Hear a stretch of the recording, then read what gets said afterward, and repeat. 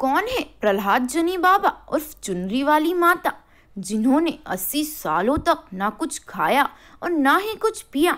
फिर भी हैरान करने वाली बात ये थी कि वे बिना कुछ खाए पिए भी इतने वर्ष तक जिंदा रहे। आखिर कौन सी सिद्धियां थी उनके पास? क्या सच में माँ अम्बे की शक्ति से जीवित थे प्रहलाद जनी बाबा? दुनिया में जब भी कुछ विचित्र होता है, समस्त मानव जाति को उत्सुकता होने लगती है उस अचंभे के बारे में जानने की। और भारत ऐसी ही विचित्र और रहस्यमय शक्तियों के लिए जाना जाता है। आज हम बात करेंगे उस महान संत की, जिन्होंने अपने जीवन में अन्न और जल त्याग दिया था।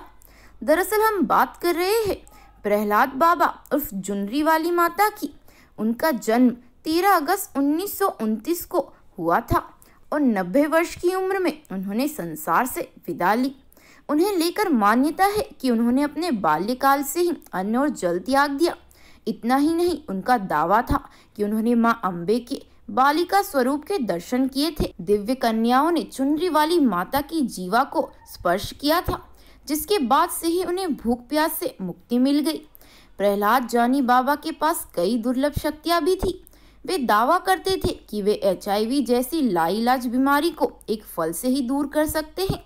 इतना ही नहीं, उन्हीं संततियों को भी संतान सुख भोगने का आशीष दिया। 11 वर्ष की उम्र में गृह त्यागने के बाद 1 साल तक वह माता अम्बे की भक्ति में डूबे रहे, जिसके बाद वह साड़ी, सिंदूर और नथ पहनने लगे।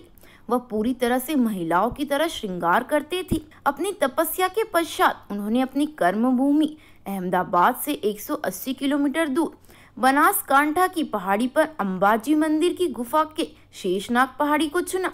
संत प्रहलाद जानी की जिंदगी विज्ञान के लिए किसी पहेली से कम नहीं थी।